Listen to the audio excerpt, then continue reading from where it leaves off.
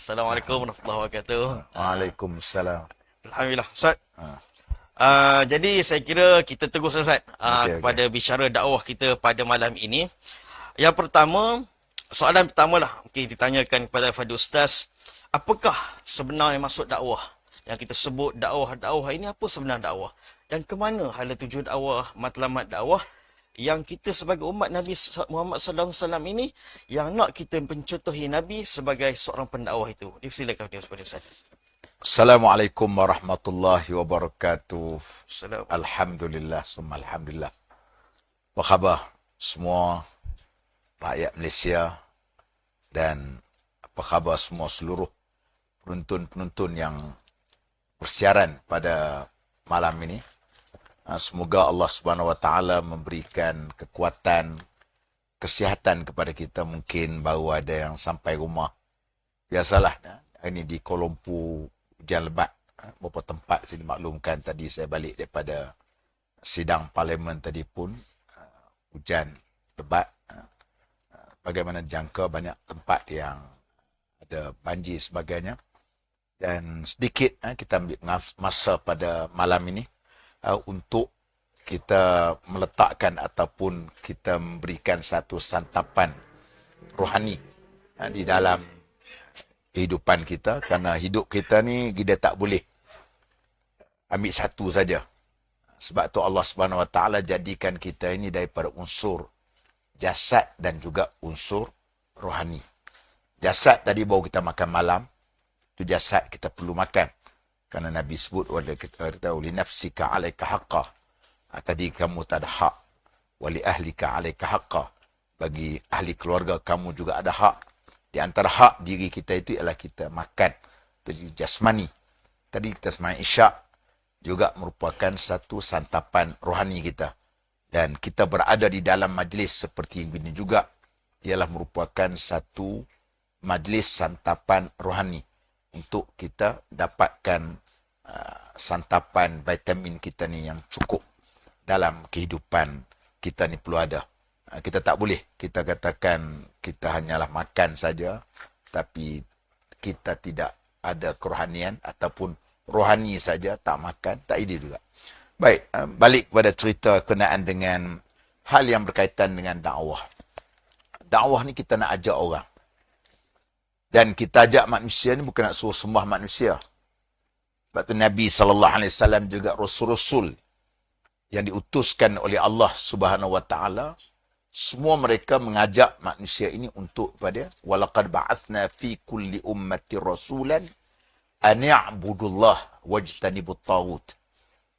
Sungguhnya setiap rasul itu kami utuskan rasul. Setiap umat itu ada rasul. Kaum itu ada rasul. Apa mereka buat? An ya'budullah. Seru penduduknya, kaumnya, kaum kerabatnya. Untuk apa? An ya'budullah. Untuk menyembah Allah Subhanahu Wa Taala dan menjauhkan diri daripada taghut. Taghut ni artinya ialah orang yang melampau daripada batasan Allah Subhanahu Wa Taala. Itu yang disebut sebagai taghut. Maknanya ialah semua nabi-nabi dan rasul mereka mengajak manusia untuk nak mengabdikan diri kepada Allah Subhanahu Wa Taala. Tidak ada rasul yang kita kata nak ajak, okey, mari sembah aku, mari ta'assub dengan aku, sujud dengan aku. Tidak boleh. Nabi tidak pernah mengajar begitu rupa. Dan kita ni pula ialah melanjutkan kerja-kerja rasul-rasul yang terdahulu. Kerana Nabi dah tak ada dah. Rasul dah tidak ada dah. La nabiyya ba'di, kata Nabi SAW. Tidak ada lagi Nabi selepas daripada aku. Tidak ada dah. Tidak ada lagi Nabi selepas daripada aku. Artinya yang akan buat kerja-kerja Nabi, siapa dia? Kita lah. Kalau kata ustaz, macam mana saya bukan ustaz. Saya baru nak mula start. Kata sengah tu. Tak semesti gitu. Kalau sebut tentang kita ni semuanya, umat Nabi Muhammad ni semuanya ialah merupakan da'i. Semua ni kita ni adalah merupakan pendakwah. Cuma mungkin orang kata ada yang skill kita ataupun skala kita yang tahap kita mungkin dia ni orang alim sikit, mungkin dia tahap tok guru, ilmu dia banyak. Itu dia apa tahap dia. Yang penting ni kita semua berdakwah sebab tu Nabi SAW sebut, dia kata balighu anni walau ayah. Sampaikanlah daripada aku ini walaupun satu ayat. Maksud dia macam kita dengar kuliah maghrib tadi 45 minit. 45 minit ustaz bagi yang ku ingat satu ya. Kan? Bukan satu ya. Ustaz ajar tadi dia kata yang ni maknanya kita mulakan satu amal kita dengan tangan kanan. Terbelah kanan. Aku ingat satu ya, hal lain tak pernah ingat. Kita sampai sampai kepada keluarga kita, anak beranak kita. Itu dikatakan saya sebut tadi ialah semua kita ini adalah merupakan da'i. Semua di kalangan kita ini adalah merupakan pendakwah. Jangan kita anggap pendakwah ni orang yang eksklusif. Hanya khas untuk ustaz saja. Kami ni bukan ustaz. Kerja dakwah ni kerja ustaz. Kerja yang mengaji fakulti Islam. Yang balik daripada Al-Azhar. Yang balik daripada Jordan. Yang balik daripada Morocco. Yang balik daripada Mesir. Yang keluar daripada UAE. Yang keluar daripada Akademi Islam. UKM dan sebagainya. Balik keluar daripada pondok. Kami ni tidak ustaz. Tak betul. Tak betul sebenarnya. Sebenarnya kita ini merupakan pendakwah. Sebab tu Allah Nabi sebut, dia kata sampaikan daripada aku ini balighu anni walau ayah. Sampaikan daripada aku ini satu ayat. Saya teringat ada satu qitaah waktu saya mengaji dulu. Qitaah ni mana satu artikel lah. Artikel cerita kisah berkenaan dengan seorang tukang gunting. Dia sebagai pendakwah. Tukang gunting. Kita hendak sebenarnya macam tu. Walaupun dia sebagai tukang gunting. Sambil dia duduk gunting orang. Yalah, ini masa yang cukup baik sebenarnya. Pasal waktu dia gunting tadi, orang takkan nak lari kan. Dia cakap kenangan Islam. Masya Allah, itu contoh. Tak nak sebut sebagai mana orang walaupun dia tu sebagai tukang gunting, dia pendakwah. Ataupun kita sebagai driver bas. Driver bengkilang. Kita katakan, kita bawa orang dalam perjalanan. Itu semuanya da'i sebenarnya. Jangan kita anggap dia sebut tentang dakwah ni, dalam masjid saja. Dia sebut tentang nak cakap Islam ni, dalam surau saja. Tu kadang-kadang silap sikit tu. Kadang-kadang yang setengah sebut, dia kata, nak cakap agama dalam masjid je. Nak cakap bab niaga pula dekat luar. Nak cakap bab ekonomi di luar. Nak cakap bab berkenaan dengan kepahaman politik Islam ni dekat luar. Ni satu kesilapan. Semua kita ini adalah merupakan dakwah. Sebab tu dakwah ni hidup. Dakwah ni tidak mati. Oleh itulah kita dapat lihat bagaimana Islam ni sampai ke tempat kita. Sebab apa? Sebab adanya di sana peranan da'i, pendakwah yang datang dari jauh tu. Yang datang sampai agama. Jom tuan bayangkan. Ustaz, kalau orang kata pendakwah Islam ni tak sampai kat kita lah. Tak tahu lah kita. Agama apa kita tak tahu. Kita berapa syalik Ustaz? Tak, kita ni makan apa kita tak tahu. Tak tahu ya. Ikut terlintas nama IT ke? Ikut terlintas. Ikut terlintas. Ada kera, kita makan kera. Ada beruk, kita makan beruk. Ada babi, kita makan babi. Tak ada agama. Tak kerti apa? Jadi peranan nelayan, pedagang Ustaz. Ya, dagang. Diorang datang waktu tu bukan dengan private jet. Bukan datang macam kita hari ni kan. Hari ni habis-habis komanmu kita ada motor. Ada bas. Ada pun ada kereta. Kan? Dulu orang datang daripada Gujarat, Parsi, datang dengan merentasi hutan, merentasi lautan. Kadang-kadang nak sampai sangat dah. Tiba-tiba topan, ribut, ombak mari dah patah balik. Kau bayangkan, alhamdulillah, itu maksud dia. Kita ni sebagailah penerusan saja kerja-kerja yang dilakukan oleh nabi-nabi dan rasul-rasul yang terdahulu. Karena saya memetik saya potong ayat Allah Subhanahu Wa Taala surah Fussilat, setengah Quran dia letak surah Hamim. Kita tak jumpa Fussilat sebenarnya. Wa man ahsanu qawlan mimman da'a ila Allah wa 'amila salihan wa qala innani minal muslimin, kata Allah. Dan tidak ada yang lebih baik perkataannya daripada orang yang menyeru kepada mengesahkan dan mematuhi perintah Allah serta ia sendiri mengerjakan amal yang saleh sambil berkata, sesungguhnya aku adalah dari orang-orang Islam yang serah bulat-bulat kepada Allah Subhanahu Wa Taala. Itulah dia. Tidak ada perkataan yang baik, tidak ada kalam yang baik, tidak ada lafaz yang baik, lafaz yang kita ajak orang untuk menyembah Allah Subhanahu wa taala. Itulah dia mulianya sebagai pendakwah. Subhanallah. Tuan-tuan yang dirahmati Allah Subhanahu wa taala sekalian, rupa-rupanya tugas pendakwah ni bukanlah satu tugas eksklusif, Ustaz. Bukan hanya terletak pada mungkin golongan mufti, golongan asatizah. Hari ini banyak reality TV, ada da'i ni dan sebagainya. Kadang-kadang dengan adanya label-label sebegini, orang escapism. Biarlah mereka da'i, kami orang biasa. Jadi melepaskan diri daripada tanggungjawab dakwah. Sedangkan tugas dakwah ni haruslah dan semestinya dipikul oleh seluruh umat Islam dan menyampaikan, walaupun sepotong ayat, walaupun dengan seukir senyuman, untuk kita mengajak manusia kepada Allah Subhanahu wa taala. Fadil Ustaz, PAS dia kenali sebagai, masyhurlah di Malaysia sebagai sebuah organisasi politik.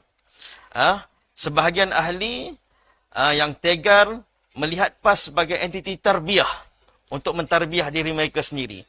Tetapi kita kadang-kadang terlepas pandang, sedangkan dalam 3 tungku utama PAS itu, dia ada tarbiyah, dia ada siasah dan ada dakwah.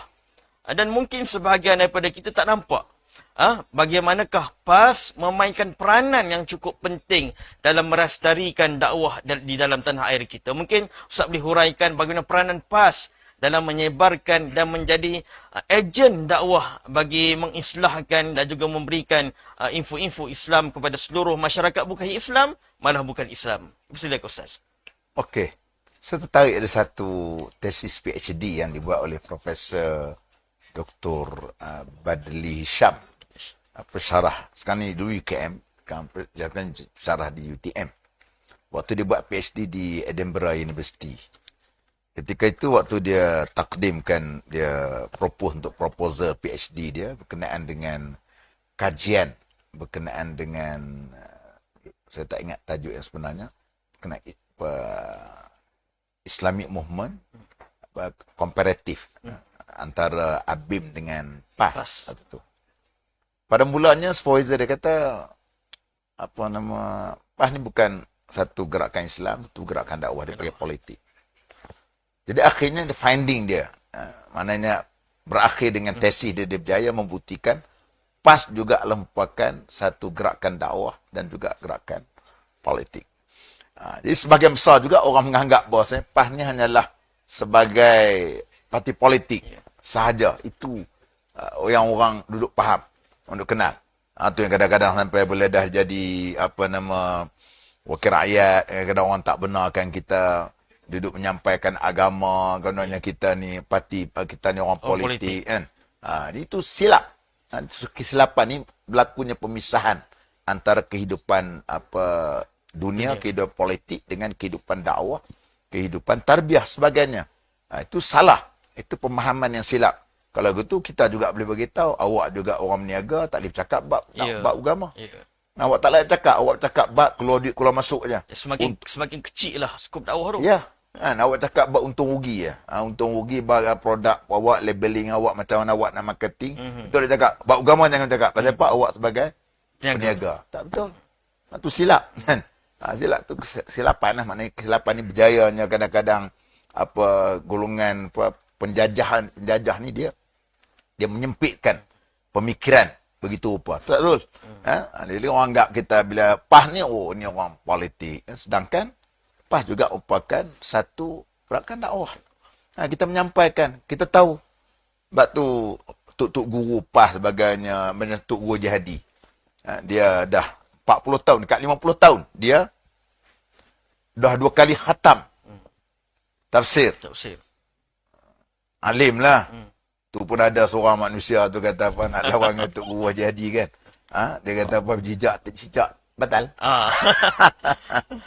Dia dari tu kadang manusia ni pun nak marah tu kadang tengoklah ukur dia tu kan. Walaupun marah pun awak tengok sikit kan. Dia nak pijak cicak apa batal, budak pasti pun tahu tak batal. Saya ingat budak ni kena pergi kursus di pasti lah kan. Kursus intensif. Kursus intensif pasti ya, fast track lah kan. Sampai tak terbeza benda basic asas kita kata tadi. Ini punca jadilah. Punca dia bila politik saja. Dia tak nak belajar, dia tak nak pergi mengaji. Ini masalah dia. Kita orang politik tak perlu untuk belajar. Kita orang politik tak perlu. Ni agama ni lain. Itu silap. Dan kita orang politik ni, kita juga perlu menjadi pendakwah. Kita orang meniaga juga perlu sebagai pendakwah. Sebagai orang kita katakan orang orang meniaga. Ya penting. Sebab itulah Nabi sendiri pun sebut, dia kata apa? At-tajir sadduq ma'al anbiya yaumal qiyamah. Peniaga yang jujur akan masuk ke dalam, duduk dengan Nabi di akhirat besok. Menggambarkan peniaga yang jujur ni, dia jujur, dia meniaga. Orang tertarik dengan dia. Orang tarik dengan dia pergi kedai daripada siapa? Jujur. Ni barang lama kakak. Ni sayur lama. Ini barang ni. Nak cari peniaga jujur payah. Payah. Kadang kita nak beli daging, kita katakan. Minta daging batang pinang, dia bagi kat benda kita daging batang pisang. Kita mana tahu batang pinang ke pisang kan. Nak cari jujur payah. Pasal apa? Dia nak untung. Banyak. Jadi kalau dia sebagai, masya-Allah, kita pergi kedai dia. Bagus orangnya. Dia jaga barang produk-produk dia, produk yang suci, halalan, tayyibah. Ni tak langsung. Ni orang panggilkan sebagai pendakwah. Begitu juga kami sebagai orang ahli politik. Betul, politik ni manusia. Kita tak nafikan, sebab tu kita tak pernah mendakwa bahawasanya PAS itu Islam. Islam tu PAS. Ya. Tak pernah. Itu kalau orang cakap itu, orang tak nak ngaji. Orang tak faham. Ini yang dimainkan dalam ni masyarakat sebagainya. Dia tak betul, mana kita tak pernah ajar orang kata Islam tu PAS di Islam. Tak. Ya, betul. Kan? Kalau orang PAS tak semayang, masuk neraka. Ya. Masuk neraka. Kan? Bukan ada tiket masuk syurga. Tak ada tiket. Isi borang PAS, RM3 daftar, RM3 yuran, RM2 daftar, RM5 masuk syurga. Tidak, kita tak nak mengajar siapa yang sesat mengajar gitu. Kita tak pernah mengajar apa-apa gitu kan. Kerana ini adalah umpakatnya tak betul. Sama sebab tu kita katakan tadi ialah kita tunggu jadi. Pernah juga berlaku di satu kajian yang dibuat. Kawan saya lah seorang pensyarah. Dia buat kajian waktu tu zaman tahun 80-an, 80-an. Kan ketika tu fenomena Tuk Jihadi ni hebat. Dia buat kajian oleh kerana kan tu jadi dianggap sebagai orang sesat, macam belah bagian. Waktu tu orang pakai tape recorder lah, yang jenis tali tu. Pusing kan. Dia pergi ada satu rumah, kat Terengganu lah, orang tua. Macam mana orang tanya pandangannya Tuk Jihadi, macam mana Tuk Jihadi ni? Oh, dia kata sesat, dia kata. Sesat mengajar, bak tu orang pakat pergi kat dia tu, dia ajar sesat buat ni, macam marah. Tak apa. Dia akan waktu pasang lah keset tu, jadi kuliah tafsir dia tu. Bila pasang tu, sana, orang sedap tu ni ajar banyak ilmu ni. Tak kenal. Kau tu kata ni Tuk Jadi. Oh, ya ke? Jadi Tuk Jadi mengajar, mana dia masuk? Dia mengajar bagi ilmu. Tuk Jadi dia bersyarah, mengajar ke bersyarah ke dia ilmu. Ulama perkataan ambilnya dari pandangan ulama dan sebagainya, ilmu. Nak menunjukkan begitu. Tuk ni adik pun sama. Kan? Semua ustaz kita pun sama. Kan? Hak yang kita mengajar orang, beritahu kepada orang ni, pasal kita dai. Kita pendakwah. Kita orang kata nahnu qudah, nahnu du'a. Kita merupakan doa, pendakwah. Kita bukan soal hukum. Beritahu pada orang.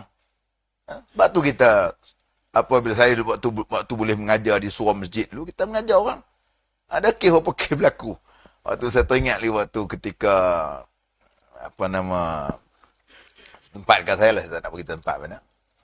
Tempat tu dia ni dulu pernah waktu saya menjadi wakil rakyat lah, ahli parlimen di Bukit Gantang tu. Satu hari pernah berlaku banjir di kampung tu. Dia ketua kampung dan juga ketua cawangan UMNO lah waktu tu.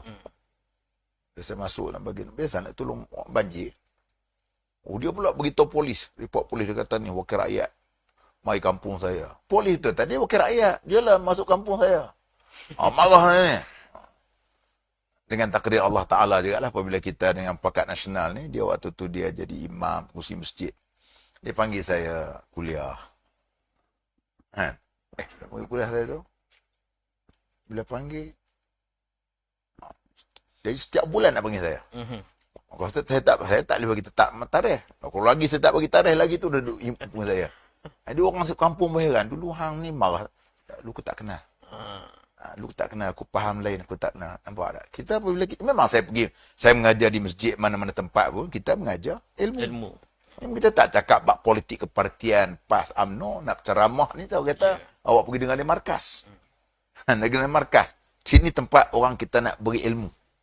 Awak datang ambil ilmu tu, awak timbang sendiri. Yang kita ajar. Itulah ayah saya ajar pada saya gitu. Dan itulah juga tok guru mengajar saya macam tu. Kita menyampaikan. Sebab tu kita katakan, kita sentiasa untuk nak arahkan. Sebab tu kalau kita parti politik saja, bila habis pilihan raya 5 tahun, kita tak buat apa lah. Dah, tutup peti undi. Malam ni kita mengajar kuliah macam biasa, beritahu kepada orang, kenangan agama, tutup aurat, so mengajar baik. Itu kita mengajar. Sebab tu kita pas ni dengan dakwah ni, dia tak boleh dipisahkan. Saya pisahkan. Kewajipan tanggungjawab kita.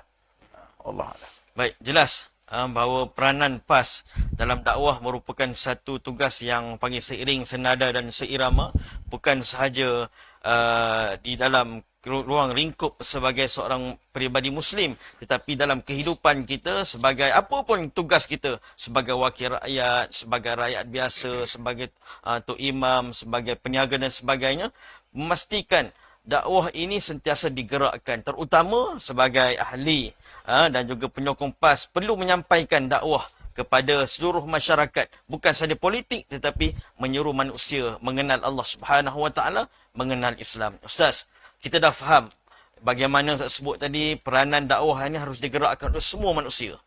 Tidak tertentu sahaja, bukan eksklusif.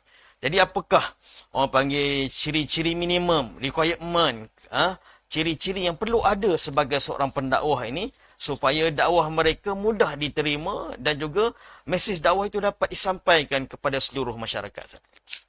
Okey. Kita dapat melihat di sana ada beberapa penulisan teman disebut juga oleh Al-Akh Ustaz Fatah Yakan dalam kitabnya Al-Isti'ab, konsep penguasaan Al-Isti'ab, konsep penguasaan dakwah dan pendakwah. Memang di sana betul juga dengan Dr. Karim Zaidan ada menulis berkenaan dengan usul dakwah bagainya. Sebab tu di sana sekurang-kurangnya kita sebut tadi ialah mesti sudah tentulah kita nak menyampaikan kepada orang kena ada ilmu lah. Ada ilmu. Ilmu ni tak mesti banyak. Pada saya selalu saya beritahu, kita kata kita menyampaikan kepada orang ni, kita ajar kepada orang sehingga kita ini alim. Bukan nak nanti alim baru kita sampai, tak betul. Ilmu Tuhan, ilmu Allah Ta'ala ni tak bertepi. Luas. Tak bertepi. Luas sangat. Kalau kita nak tunggu kita alim, saya pun tak alim, tak reti. Saya ingat mula-mula lah waktu duduk, orang kata duduk mengajar orang, belajar, duduk ceramah waktu tu. Ceramah. Bila maulid kan, mula-mula masa lepas, masa student lagi. Orang panggil pergi kan, duduk tengok buku tu. Baru nak belajar ceramah. Belajar ceramah kan. Tengok buku, tengok buku. Ceramah bukan kuliah, ceramah tengok buku kan. Waktu kita kan ada, kita kita tahu pun kan, letak orang panggil kita ceramah lah. Kan? Jadi kalau kita nak tahu, kita nak tunggu dari alim, tapi bila kita manusia ada sembah lain lah, sembah batu, sembah pokok lah, kalau kita nak tunggu gitu. Proses yang berterusan. Boleh berterusan. Kerana itu merupakan satu benda yang berterusan. Dan sebab tu kita sebagai pendakwah juga tak boleh terhenti lah. Setakat nak baca menuntut buku, untuk ilmu kan. Tak boleh setakat gitu. Tak boleh kita kata, aku sekarang dah jadi pimpinan, jadi naik presiden, tak perlu lagi nak. Tak betul. Kita belajar ni proses yang berterusan. Proses yang berterusan. Perkara ilmu ni melibatkan perkara yang lebih lagi di zaman hari ni, zaman yang kita tengok maklumat yang terlalu pantas sebagainya, memerlukan kepada penguasaan ilmu. Ilmu. Tapi saya sebut tadi lah, yang kita ada sikit, tambah sikit. Itu maksud ilmu dia. Jangan kita sebut tu, kalau tu Ustaz sebut ilmu, kami tak buat ilmu. Tak boleh gitu. Kita nak perlu ilmu. Yang keduanya ialah orang kata peribadi lah. Perlu ada. Kan ini orang panggil, saya selalu gunakan istilah dengan orang panggil apa? Bahasa mata ni lebih berkesan daripada bahasa bercakap. Orang tengok kita. Orang tengok first impression tengok kita tu, orang dah boleh nak terima kita. Kalau orang tengok kita sendiri, daripada awal-awal lagi dah tengok, dah orang kata tak boleh nak terima. Tengok kadang-kadang tengok diri kita sendiri, awak cakap bab ni, awak semayang tidak, tidak kan? Awak kadang-kadang awak cakap bab macam ni, awak aurat ni tidak tutup aurat. Kan? Kalau ustazah pula tu degam cakap, sedangkan pakaian dia tu pakaian yang tak melambangkan sebagai syakhsiah, sebagai muslimah. Kan? Dengan orang kata tabarusnya, dengan pakaian yang ketat sebagainya, jadi menampakkan aurat. Jadi orang tak boleh nak terima. First impression orang tengok sama juga kita tengok kita pun.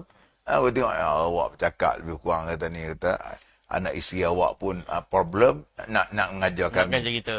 Walaupun ada pepatah mengatakan unzur ma qala wala tanzur man qala. Tengok apa yang dia cakap betul. Wala tanzur man qala, kamu tengok, jangan kamu tengok siapa yang bercakap tadi betul. Tapi apabila orang ni sifat manusia kata tadi lah. Orang tengok, first impression tengok. Pendakwah ni promoter Islam. Yes. Jadi kena melambangkan peribadi Islam tu. Ya, kita peribadi Islam kan. Kalau kita sendiri, kita dari segi kita sendiri, macam mana kita nak boleh nak meyakinkan orang apa yang kita bawa. Itu penting, amat penting. Sebab tu patah Arab, kata hukama sebut, dia kata apa? Lisanul hal afsah min lisan maqal. Maknanya kamu cakap, watak kamu tu lebih berkesan daripada kamu bercakap. Cakap memang betul. Kan? Bila kita buat macam tu, lebih berkesan, orang tengok. Tak perlu syarah apa tengok dah, tengok pribadi dia. Tengok pribadi dia, orang tahu dah baik tak baik kan. Tengok watak dia pun orang tahu dah baik tak baik. Inilah yang kita kata penting sangat dari segi kita katakan tadi, ialah syakhsiah pribadi itu perlu ada dalam soal untuk kita nak tarik pendakwah ni tadi. Dan begitu juga dengan penampilan dari segi fizikal kita. Penampilan fizikal kita tu perlu supaya orang nampak macam disebut oleh seorang penulis menyebut, katakan pendakwah seharusnya menjaga penampilan dari segi fizikalnya, nampak menarik, dari segi baju pakaiannya kan, dari segi orang kata yalah kan, kalau janggut tu janggut. Tapi ustaz kata ustaz ni kena bagi kita kancil ustaz. Tak Kena bagi kita blekat je. Ya, tu kan. Dia kalau boleh pakai ni, pakai kereta lembu. Kan. Jadi mana penampilan ni, maksud dia penampilan dari segi pakaian dia, dari segi orang kata apa, biarlah kalau janggut ke tu urus untuk dia tadi kan. Yang perlu kita kata. Jadi kalau orang tengok kita tu, itu dia tengok dia. Kalau baju tu biar baju yang kita iron. Maksud tadi di segi penampilan kita yang menarik, yang perlu untuk orang attract tengok kita kan. Kita tadi. Jadi di segi itu perlu. Begitu juga dengan penampilan riak muka kita, dengan wajah yang senyum bagainya. Perlu, walaupun kadang-kadang kita ada masalah, biasalah sebagai manusia biasa, tapi kita berjumpa dengan orang, biarlah kita dan watak yang senyum dalam program bagainya, biar kita dalam watak-watak yang semikian rupa. Macam kita pernah tengok cerita kisah Syekh Hasan Al-Banna kan, yang menceritakan tentang apabila waktu tengah ada program dapat nota mengatakan anak dia sakit bagainya, teruskan macam biasa. Jadi itu benda, itu contoh dia gitu kan. Jadi kita pun taklah sampai pekat begitu. Jadi artinya bila ini perkara-perkara yang boleh menarik orang untuk kepada apa yang kita nak sampai. Kita nak cakap belum tentu lagi. Orang kata tadi First impression. Tengok kan. Begitu juga dengan di segi maksud dia ialah badan kita yang terurus baunya. Pakailah perfume, pakailah minyak atar tadi kan. Itu semuanya yang itu kadang-kadang ada kadang bau tu orang dia nak dekat tapi patah balik. Patah balik. Jadi itu benar-benar kata awak ni diri awak pun tak selesai. Dia kadang-kadang diri awak tak selesai, macam nak cakap bahawa orang kira kita ni pendakwah ni bagai penyelesaian masalah. Bukan kita pula orang tengok kita pula datang masalah. Kan? Datang masalah begitu. Begitu juga dengan penampilan, pakaian yang kemas. Kita kata salah. Tak kisah pakai apa pun tak kisah. Pakai kain plekat pun tak apa, tak ada masalah, kemas kan. Tengok orang ada setengah tu orang pakai kain plekat, ada setengah tu tengok ada setengah tu guru tu dia pakai kain plekat tu Lekat dia gosok. Oh, Memang kemas. ah. Jadi serban pun serban yang kemas. Ya. Kepiah dia kepiah yang kemas. Jangan kita nak pakai serban kadang betil alat penuh. Tak tu urus kepiah tak pernah basuh. basuh. Jadi itu semua kadang orang dah tengok. Orang tak boleh nak konsentrate. Ini benda-benda yang perlu ada. Begitu juga dengan bentuk kita katakan tadi ialah penampilan nada suara dan intonasi waktu kita sampaikan. Memang salah satu daripada perkara yang boleh menjayakan dalam kita dakwah ni ialah kita orang kata apa dari segi orator kita, dari segi apa fanul khitabah kita tu dengan suara nada kita tu dia boleh untuk nak menarik perhatian orang kepada kita. Ini penting, itu salah satunya. Dan begitu juga dengan kita dapat lihat dari segi status keturunan. Juga pun sebenarnya keturunan mempengaruhi juga, bukanlah faktor asal. Keturunan orang kata, tengok daripada awal, ni keluarga orang ternama, orang alim kan. Ayah-ayah dia ni memang orang terkenal. Orang situ mau tengok. Bukan kita kata orang tak baik. Kadang-kadang kita pun daripada keluarga yang susah, ada juga. Tapi nak sebut ini adalah faktor yang boleh orang kata nilai tambah. Jadi value added. Nilai tambah sebagai seorang pendai tadi. Dia bagi nilai tambah. Keturunan yang baik orang tak sebut. Dia ni memang keluarga dia sendiri pun sebagai itu. Di segi faktor keturunan mengambil kira juga. Begitu juga dengan soal ekonomi. Ekonomi kena kadang-kadang kita juga perlu kepada soal ada pengukuhan ekonomi diri kita. Kita tak mengharapkanlah kerana kita tidak mengharap kepada orang dan sebagainya. Yalah, kita kadang ada macam kita kadang pergi setengah tempat, kadang ada yang orang bagi duit kita cukup, kadang tol pun tak lepas. Kan? Jadi kalau kita nak mengharap saja tu pun jadi menyebabkan kadang-kadang terganggu gerak kerja kita. Bukan itu jadi matlamat utama. Ya, bukan matlamat kita kan. Jadi tu benda-benda yang sebab tu kalau kita tengok Tok Guru dulu orang kaya. Tok Guru kan. Dia ada bendang, kebun, getah banyak kan. Kaya. Lepas tu dia buka pondok, budak mengaji free, tak ada kena apa bayaran sebagainya. Pasal dia orang kaya. Orang kaya. Sebab, dan begitu juga kalau ekonomi kita kukuh sebenarnya. Jadi kita tak mengharapkan orang. Sebab tu apabila ulama' ni, apabila kukuh ekonomi dia tak takut untuk memberikan penjelasan fatwa, penjelasan sebagai tak heran. Dia tak terikat. Saya ingat satu pernah ditulislah oleh bekas mufti Brunei, Ustaz Syekh Ismail. Dia ni orang Johor asalnya tu. Dia beritahu mufti-mufti ulama-ulama mesti kaya. Baru kita boleh firm dengan pandangan kita, fatwa kita tak heran ke orang. Betul kan? Ulama ni sama juga pendakwah kan. Dia mesti orang ekonomi dia kukuh maksud tadi kan. Ini bukanlah kita nak kata jangan pula kata kami orang miskin. Ustaz ni saya kata ni faktor yang nilai boleh nilai tambah maksud dia tadi. Mengukuhkan lagi kan. Kadang kita melahir daripada keluarga susah, kita pun tak senang kan. Kita boleh menyampaikan. Itu faktor-faktor yang boleh menambah menarikkan lagi. Menarikkan orang tu kepada dia. Tok Guru Jadi orang terkenal dan keluarga dia pun senang Tok Guru Jadi ni. Tok Uni Aziz pun sama. Jadi itu kita dapat lihat di segi aspek dalam hal-hal ini yang boleh menjadikan faktor menarik orang kepada apa yang kita nak sampaikan. Itu saja. Okey, alhamdulillah Ustaz. Kita tengok itulah asas-asas peribadi seorang pendakwah yang seboleh mungkin kita menepati ciri-ciri tersebut. Antaranya yang paling penting adalah menuntut ilmu, Ustaz. Sentiasa berterusan menuntut ilmu, bukan nak menjadi alim, untuk menyampaikan. Jadi tahu satu perkara dan kita boleh sebarkan mesej-mesej Islam tu. Baiklah Ustaz, kita dah tahu tentang ciri-ciri pendakwah, peranan PAS sebagai pendakwah, dan apabila kita menjalankan tugas dakwah ni pastinya ada onak, cabaran dan juga sebagainya.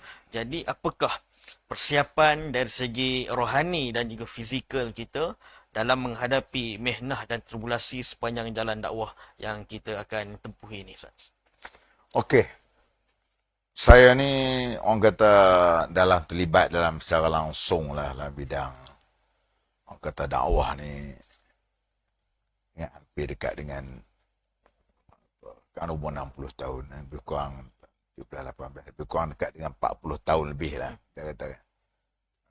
saya nak cakap bab tribulasi, bab ni tak banyak halangan lah. Saya habis sangat orang tak bagi kita mengajar. Sikit-sikit je lah. Nak cakap bab tribulasi ni, kita rasa tak, pada saya tak layak lah. Tak layak. Saya nak cakap bab ni tidak ada banyak pengalaman sebagainya. Kita tak kenai sikit-sikit tu je. Walaupun bagaimanapun kita nak sebut tentang halangan-halangan. Halangan sebenarnya halangan yang paling besar dalam diri kita. Diri sendiri. Diri kita. Ini halangan yang paling besar pada pendakwah. Kan? Berapa ramai orang kadang-kadang dia alim. Kadang-kadang duduk taman kita. Kita kenal dia ni. Orang ni yang bijak, duduk universiti dulu, dapat first class, dapat setiap penggal, dapat segi dekan. Duduk di Al-Azhar, dia hebat. Orang jadi. Tu orang pun tak kenal dia. Pasal apa? Dia tak nak. Tak nak berdakwah, tak nak mengajar, tak nak berjuang sebagainya. Dia kata setakat itu saja. Setakat pergi mengajar di sekolah, balik pukul 7.30, balik pukul 2 petang, balik. Itu diri. Itu kadang-kadang faktor diri ni penting. Itu bermula dengan diri kita dulu. Faktor diri ni penting. Innallaha la yughayyiru ma biqaumin hatta yughayyiru ma bi anfusihim. Diri kita ni yang kita katakan Allah Ta'ala tak akan mengubah seorang tu nasib kaum tu melainkan diri dia. Betul. Faktor diri dia kadang orang kata kalau tak adanya satu halangan kita ni tak boleh. Tidak adanya satu kesungguhan, jiddiah yang datang kepada kita. Kita pun tak akan terlibat. Tak terlibat. Memang tak akan terlibat dakwah. Kita tak ada. Lebih kita ada complacent, senang. Senang kan? Senang, tak ada besar-besar payah, tak ada pening kepala, tak ada sebagainya. Jadi tak ada apa. Itu sebab tu kita kata tadi ialah ni halangan yang paling besar. Kerana apa nama? Hadis Nabi sebut, dia kata antara 5 halangan. Antara khamsata syada'id. Antaranya ialah wan nafsu yatanaza'ahu. Nafsu yang tiasa bertarung dalam diri kita sebenarnya. Itu halangan kita. Ini halangan yang paling besar sekali. Kalau dalam kita cakap bab perjuangan, bab dakwah ni, halangan inilah halangan yang menjadikan manusia kadang-kadang dia tak nak terjun dalam bidang dakwah, tak nak terjun dalam kegiatan dakwah kerana diri dia sendiri yang tak bersedia ke arah itu sendiri. Itu satu. Itulah datang dia malas, putus asa, apa semua. Ya, betul. Datang malas. Pun jadi kita lah. Betul lah, sebab tu disebut oleh ni bukan kata di Nabi ni, raja'na min jihadil asghar ila jihadil akbar. Itu kami pulang daripada jihad yang kecil kepada jihad besar, lawan nafsu. Maksud besar dalam nafsu ni jadi ialah jihad melawan jihad qital ni hanyalah waktu tertentu saja. Kan, bila musuh datang terang. Tapi jihad lawan nafsu ni berterusan. Itu ni katakan jihad besar tu. Kata besarnya, orang tidak akan pergi kepada jihad qital kalau mereka itu tidak mampu untuk nak melawan jihad nafsu. Kan? Sama juga kita tak akan mampu untuk terjun ke tempat lain kalau kita tak mampu untuk nak melawan jihad nafsu. Jihad nafsu ni penting. Itu dikatakan tadi, sebab tu kata halangan kita, pertama tadi ialah, yang kedua adalah keluarga. Penting. Kadang-kadang ada setengah orang tu dia nak berdakwah. Kadang dapat seorang isteri yang tak faham perjuangan. Dia halang kita, dia tak benarkan kita keluar kan. Kalau keluar sehari tak apa, tapi kalau tiap malam duk keluar macam-macam. Jadi ini tak faham. Sebab itulah kita tengok Nabi SAW berjaya di dalam dakwah dia ialah kerana Siti Khadijah merupakan orang yang memberikan perangsang dalam dakwah dia. Begitu juga dengan Siti Aisyah sebagainya. Yang memberikan dakwah pada dia. Ini keluarga, isteri itu. Isteri paling penting. Dokongan kuat. Dokongan kuat. Isteri paling penting. Kan? Apa benda pun isteri paling penting. Kan? Kita kadang apa benda pun kita dengan dia ya. Kan? Dengan dia. Apa hal pun dengan dia. Saya masih ingat lagi lah waktu saya nak letak jawatan sebagai pensyarah dulu. Ya waktu tu, tahun 97 kan. Dia gaji saya waktu tu dah sebelah ni, waktu tu dia pakai dia, saya ambil JKK. Sebelah waktu tu. Gaji masuk dengan allowance dekat 5,000 dah waktu tu. Time dulu. 97 kan. Dengan tak masuk lagi dengan orang kata mengajar kelas low campus semua kan. 5,000 waktu tu. Memang keluarga saya memang tak setuju. Kita duduk selesa itu kan. Tapi orang rumah saya kata, okey, tak ada masalah. Kalau dia kata tak bagi, kita pun fikir juga. Apa jadi pun kita dengan dia kan. Ni kata orang keluarga tak apa. Dia tak tahu pun kita makan garam ke, makan apa benda. Dia tak tahu. Tapi isteri. Mesti penting. Dia mesti, itu yang kita katakan tadi ialah, kejayaan apa perkara sekalipun ialah pentingnya. Yang pertama, yang kedua, halangan kadang-kadang isteri. Betul kadang-kadang suami kan. Suami kalau orang perempuan pula. Kadang-kadang kita tengok banyak akhwat kita kan. Yang dulunya hebat, tiba-tiba kahwin dengan suami yang tidak faham, suami yang tak benarkan. Itu halangan juga. Akhirnya dia tak mampu untuk nak terlibat dengan dakwah dan terlibat dalam perjuangan. Pasal ada halangan daripada suami dia. Suami dia tak faham kan. Ada setengah belah kata, awak ada selalu perempuan duduk rumah dah lah. Duduk rumah dah tak perlu lain ni bagi orang lelaki. Ada juga macam tu kan. Ini katakan halangan. Ini juga bentuk halangan yang kita katakan tadi. Ketiga, anak pun sama. Ini kadang-kadang menjadi halangan juga, cabaran kepada kita. Sebab tu kita pun takut juga sebenarnya. Kadang-kadang kita ni pandai jaga maruah anak, tapi anak tak pandai jaga maruah kita. Anak tak pandai jaga maruah bapak dia sebagai pimpinan PAS ke, sebagai pendakwah ke, sebagai anak. Anak tak pandai jaga. Kita ni kita pandai jaga maruah anak. Didik anak, tapi anak tak pandai jaga. Jadi ini juga kadang-kadang setengah orang tu kata saya tak boleh. Ada seorang kawan saya tu, orang nak lantik tu imam dia. Tu imam dia. Dia kata, saya bukan tak boleh, kata ustaz, kata, tapi saya tak boleh jaga, anak saya tak boleh jaga maruah saya. Akhirnya dia terpaksa, dia tolak, dia kata. Tak mahu kata apa tu imam sebagai, bagi orang lain dia kata.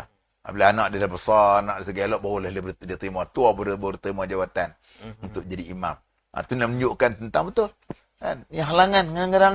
Halangan kadang-kadang bila anak macam tu kita jam juga dalam tindakan-tindakan yang kita nak buat satu perkara tadi kan. Itu anak. Ada anak. Kadang-kadang kita ada setengah. Tu anak ni dia tak pernah jaga maruah. Kan?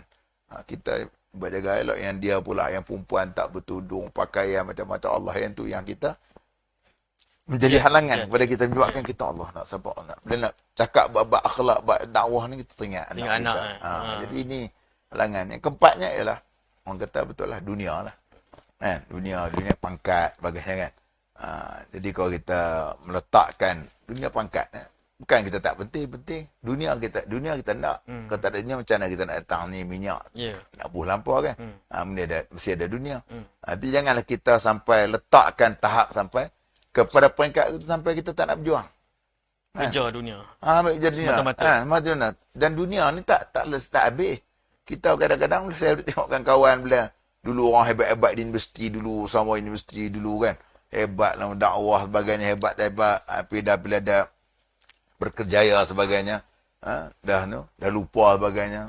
Dan kadang-kadang bukan sakat nak bagi infak pun tak ada infak. Tak peduli, tak pernah tanya khabar kita ni makan, minum, mereka tak pernah tanya kan. Ke dunia. Dan hebat, mereka bukan tak hebat-hebat, tapi oleh kerana dunia. Kan? Kita faham kalau hak sengah tu duduk posisi, duduk di pejabat-pejabat, duduk di, orang kata apa, duduk di di mana-mana bahagian sebagainya. Tak apa, banyak. Sebab tu kata tadi, bukan kita sebut tentang nak berjuang ni bukan mestinya. Ada setengah orang kata ustaz saya nak berjuang, tapi tak ceramah ni ustaz. Itu pahaman salah. Kerja Islam ni bukan kerja untuk nak ceramah ni. Banyak benda boleh buat kerja kan. Banyak kerja-kerja duduk belakang tabir ni, macam kawan kita yang hari ni kan, yang siapkan sedia apa, orang pun tak kenal dia apa. Yang orang nak tengok nampak dua ya. Ayat tengok kita padahal mereka ni lah yang kerja dakwah. Kalau tanpa mereka sebenarnya tak sampai kepada seantero dunia. Sebab tu kita katakan tadi, kadang-kadang kita sebut tadi ada kawan kita. Tak apa, kita faham posisi awak. Mungkin awak jawab tak masalah. Kalau nak jumpa kita pun cabut lari. Cabut lari jumpa, takut kan. Takut ni kata orang kenal Ustaz Derih sebagainya. Apa benda? Facebook pun tak berani like friend. Tak berani nak friend like. Jadi Allahu Akbar. Dan kita tengok pun kadang-kadang pun tak senang mana juga pun. Dia makan, kita makan. Kan? Dia makan, kita makan. Alhamdulillah Tuhan bagi kepada kita nikmat. Nikmat kita sama juga, tak ada masalah apa. Tapi sampai inilah kita katakan ni menjadi ancaman. Menjadi orang kata perkara yang kita sebut tadi, menganjur halang kepada dia untuk sampai tak nak berjuang, tak nak sebagainya. Kerana faktor dunia ni. Dunia ni memanglah orang kata apa. Memang kita tengok sebut tadi kan, dunia ni apa Nabi kata apa? Hulwah. Hulwah. Seronok. Khudrah. Dunia ni manis. Manis. Tak ada satu benda yang manis orang tak suka. Semua orang suka manis. Terutama orang sakit kecil manis. Memang suka sangat benda manis kan. Dunia ni sama. Orang suka kepada benda-benda yang kita sebut tadi. Orang suka sangat benda-benda yang macam ni. Sebab tu orang payah nak tinggal dunia. Orang suka untuk nak tinggal dunia. Sebab ini dunia menjadi halangan sangat kepada orang kadang-kadang untuk nak berjuang. Nak berjuang sampai akhirnya mereka sendiri yang tewas di dia perjalanan dakwah sebagainya. Jadi amat rugilah pada kita. Saya sebut kita nak harapkan main tahajud yang kadang buat banyak tak buat pada buat. Kan zikir-zikir pun kita jangan buat. Quran pun kadang-kadang kita tak terbaca. Jadi harapan kita dengan kita duduk keluar, duduk beritahu ke orang kepada Islam, ajak orang pada Islam. Harapan itulah untuk Adalah faham kita, untuk nak bekal kita untuk nak bertemu dengan Allah Subhanahu Wa Taala. Itu saja. Cakap gitu lah. Jadi kalau bukan kita pun tak ada halangan, ada halangan. Benda-benda gitu kita paksa kita buat benda itu, fikirkan itulah yang kita boleh menyumbang untuk diri kita, untuk kebaikan kepada kita dan juga untuk orang lain tadi. Allah. Okay, subhanallah tuan-tuan, dalam mata Allah Subhanahu Wa Taala sekalian. Itulah memang kalau kita sebut cabaran ni, kita boleh sebut 1001 cabaran.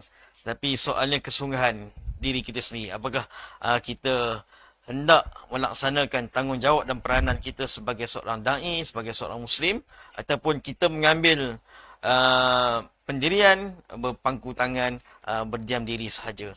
Ustaz, soalan terakhir dan juga pesananlah kepada semua ahli-ahli kita juga masyarakat. Apakah harapan Ustaz kepada semua ahli-ahli kita dan juga semua masyarakat, khususnya umat Islam dalam Malaysia ini, dalam melaksanakan tugas dan peranan kita sebagai pendakwah ataupun yang meneruskan bicara ataupun kalam yang ditinggalkan oleh Nabi sallallahu alaihi wasallam ini. Okey, baik. Dia dakwah ni sentiasa hidup. Kerana agama Allah Ta'ala pelihara.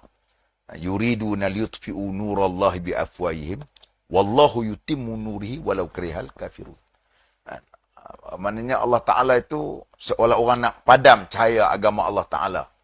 Allah Ta'ala akan menyempurnakan agama dia, walaupun orang-orang tak beriman ni tak suka dengan agama dia. Itu satu perkara yang orang kata panggil satu statement yang perlu kita letakkan dalam otak kita. Begitu keadaan dia. Jadi artinya kalau kita sendiri yang tak nak terlibat dengan dakwah, insya-Allah Allah Taala akan hantar orang lain. Orang lain. Hatta Allah Taala sebut dalam Quran, dia kata apa? Wa in tawallau yastabdil qauman ghairakum. Kalau kamu pusing, kamu sendiri kamu tak nak dengan agama kamu, Allah Taala akan gantikan dengan kaum lain. Dan kawan lain. Kalau kamu tak nak tak apa, kawan lain yang beriman daripada kamu. Kan? Macam orang Arab pada peringkat awal dia tengok yang menguasai politik, kekuatan orang Quraisy sebagainya. Tapi lepas tu kita tengok orang Arab semakin hilang kekuatan dia. Sehingga kan Nabi SAW sebut syarat nak menjadi pemimpin ni al-a'immatu min Quraisy. Daripada orang Quraisy. Tapi bila dah tak ada kekuatan, macam Ibn Khaldun sebut, maka waktu itu Quraisy ni bukan menjadi syarat lagi. Syarat lagi. Tinggalkan yang ada Salahuddin Al-Ayyubi, bukan orang Arab. Orang Kurdis kan. Ini kita tengok nak menunjukkan, nak menggambarkan begitu. Jadi tuan-tuan, Islam ni kan hidup. Pendakwah kan ada. Kalau kita tak libat, orang lain ada. Orang libat. Tapi apakah kita tak merasa rugi? Yang kita ni tidak memberikan saham kepada Islam sendiri. Kan? Benda yang kita buat ni bukan untuk orang lain. Dia untuk manfaatnya ialah kepada kita. Sedangkan kalau kita tak buat pun, Allah Ta'ala akan hantar. Ada orang lain yang akan lakukan kerja-kerja yang kita tak nak buat. Maka sebab tu kita mesti letak dalam diri kita, mesti kita adalah merupakan seorang da'i, seorang pendakwah yang sentiasa hidup dalam masyarakat. Dan kita mesti menjadi orang yang menjadi tali rantai kepada perjuangan Nabi SAW yang telah meninggalkan kita. Bila kita cakap bab maulid baru ni sebagainya, Nabi dah tak ada dah. Tapi yang akan meneruskan kerja-kerja dakwah ni ialah kita dari kalangan umat Nabi kita Muhammad sallallahu alaihi wasallam. Kerja-kerja kita kerja mulia. Kerja kita kerja baik. Mungkin kadang-kadang peringkat awal ni orang tak bersetuju dengan kita. Orang tak setuju, tak apa. Kita terus sabar. Kan? Kepada kita ialah al-haqqu min rabbik. Fala takuna minal mumtarin.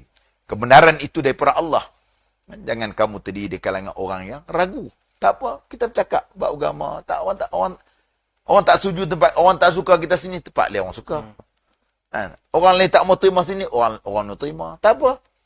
Yang pentingnya insya-Allah kerja buat kita tu mesti kita melakukan buat kerja ni. Mungkin hari ni orang tak terima kita hari ni.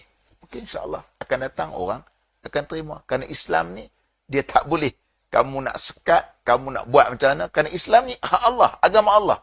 Bukan hak yang milik tok guru, bukan hak milik ulama, bukan hak milik PAS, bukan hak milik mana-mana parti. Islam ni hak Allah Ta'ala. Ni agama Allah Ta'ala. Kita ni hanyalah meneruskan kerja-kerja yang diarahkan oleh Allah, diarahkan oleh Rasul untuk kita melakukan kerja ini. Jadi kalau kita Islam ni berkembang dengan baik, elok, tiba-tiba kita bukan terdiri dari kalangan orang yang memberikan saham kepada Islam, amat rugilah kita. Amat rugi sangat.